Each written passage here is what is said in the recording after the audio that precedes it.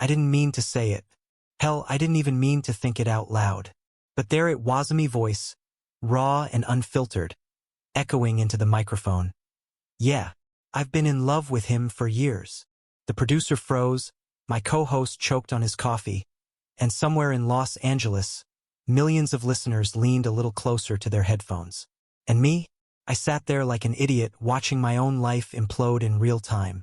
The problem wasn't that I admitted I was gay. I was okay with that part. The problem was who I just confessed about Ethan Hayes. Hollywood's golden boy. America's sweetheart. The guy whose face was plastered on every bus stop in New York, whose smile could probably fund a new state, and whose life was carefully curated by publicists who'd murder me if they ever found out.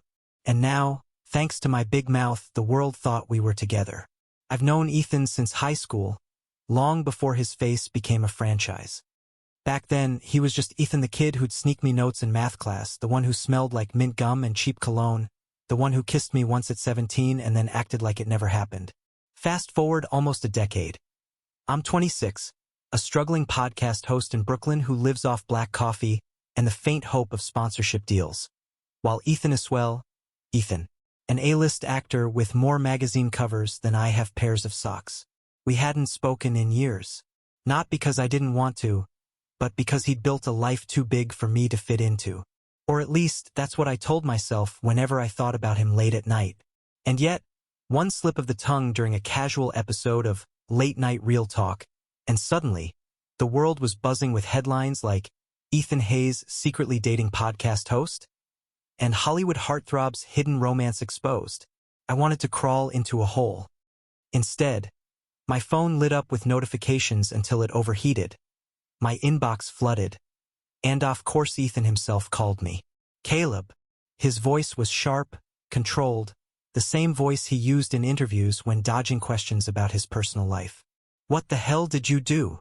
I pressed the phone against my ear, pacing the length of my apartment, which was barely wider than a hallway. I didn't mean to. It just slipped. Slipped. His laugh was humorless. You confessed to millions of people that you've been in love with me. That doesn't slip, Caleb. I closed my eyes, my chest aching. Look, I'm sorry. I didn't think anyone was actually listening. You're on Spotify's top 10 trending podcasts right now. He cut in, his tone icy. Everyone's listening. The silence that followed was worse than the anger. It was the sound of something fragile breaking between us.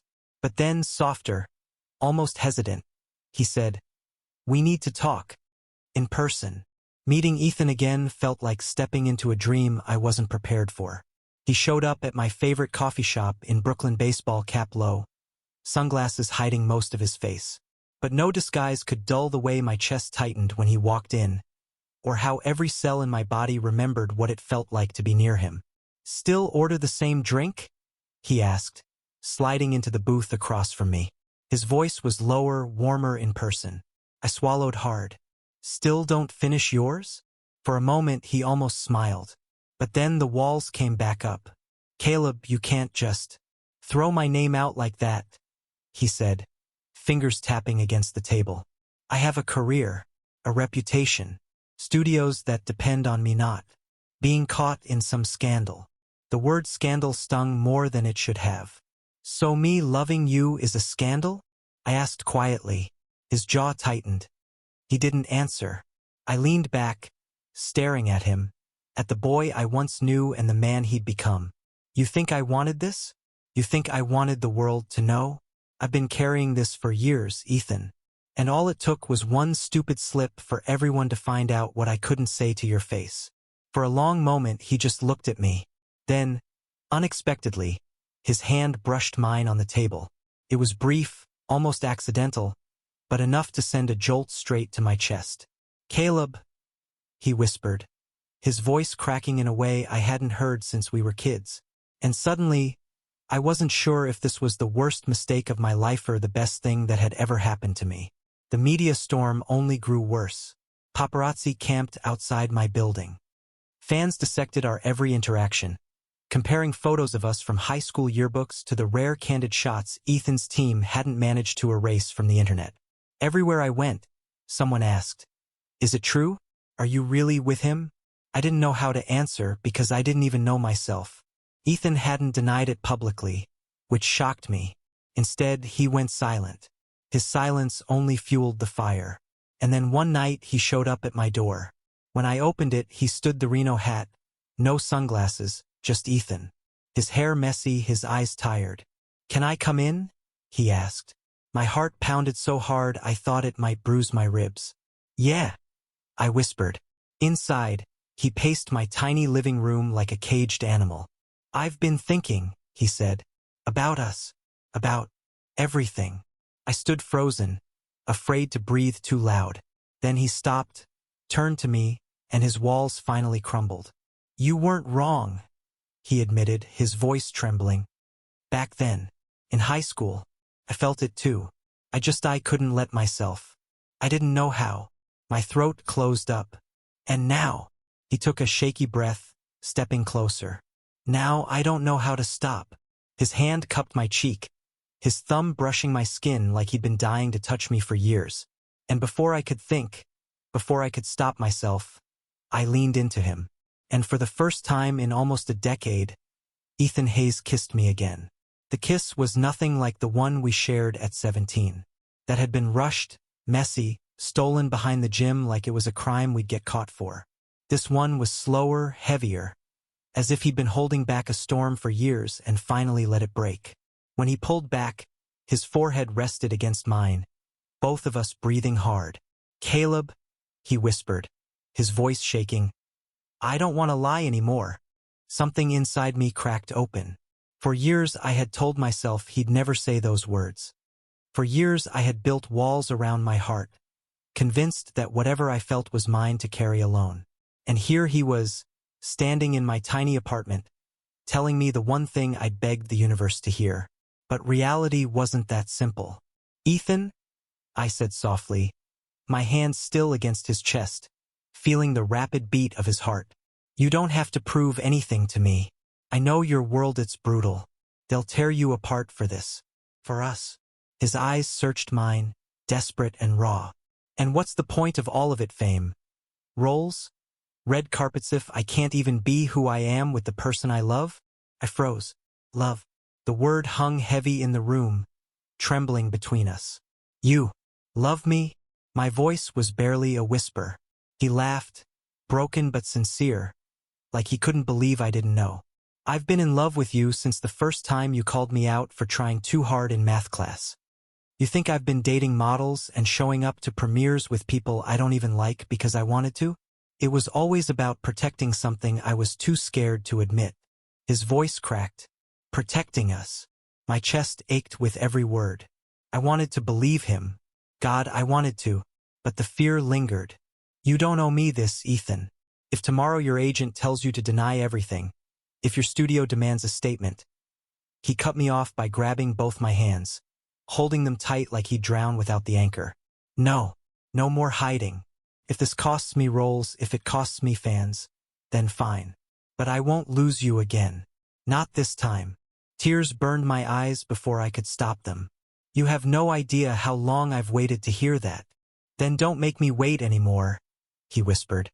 And when he kissed me again, the world outside paparazzi, headlines, chaos faded into nothing. The days that followed were a whirlwind. Ethan's team scrambled, calling him nonstop, demanding explanations. His publicist begged him to release a denial. Studios panicked about their family-friendly image. But Ethan didn't bend. Instead, one morning, he walked hand in hand with me through the front doors of a talk show in Manhattan. Cameras flashed like lightning, reporters shouted questions, and my heart nearly gave out. But Ethan's grip never wavered. On live television, he looked into the camera into millions of living rooms across America and said, "Yes, I'm in love. His name is Caleb, and I'm done pretending otherwise." The silence that followed was deafening. Then the world exploded. Not everyone took it well. Social media was a battlefield. Some fans cheered, others turned cruel. Headlines split between celebration and outrage. But through it all, Ethan stood by me. And in the quiet moments late at night in my apartment, When the city noise faded, we found something bigger than all of it. I learned that his laughter still sounded the same as it did in high school, that he still hated pickles on his burgers, that he still dreamed about directing one day, and he learned that I still bit my pen caps when I was nervous, that I still collected vinyl records I couldn't afford, that I had loved him all this time, even when it hurt. We weren't perfect. We argued about the pressure, about the invasion of privacy, about the fear that maybe the world was too loud for something as fragile as us. But every fight ended the same way, with his arms around me, with the reminder that no matter how hard it got, we'd already survived worse years of silence, of denial, of being apart. Months later, the chaos softened. Ethan's career didn't collapse. In fact, the opposite happened.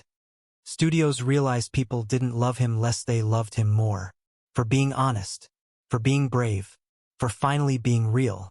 And me, my little podcast that no one used to care about, became a sensation overnight. Not because of scandal, but because people connected with the raw, unfiltered truth of it. With the reminder that love, even when messy and complicated, was worth fighting for. One evening, as summer bled into fall, Ethan and I sat on my rooftop, watching the New York skyline shimmer against the dark. He leaned against me, his head on my shoulder, the city humming below us. "You know," he murmured, "when you confessed on that podcast, I thought my life was over." I chuckled, pressing a kiss into his hair. "You and me both." He lifted his head, his eyes catching the city lights. "But maybe it was the beginning. Maybe we needed the world to hear it before we could." I smiled, my chest swelling with something I couldn't put into words. For so long, our story had been one of missed chances and unspoken feelings. But now, sitting there with him, I knew the ending wasn't tragedy, it was something far better. It was us. And when he kissed me again under the New York sky, I finally understood. Sometimes mistakes aren't the end of the story. Sometimes they're the only way to finally start writing it. Thank you for listening. Don't forget to like and subscribe to stay updated with the latest videos.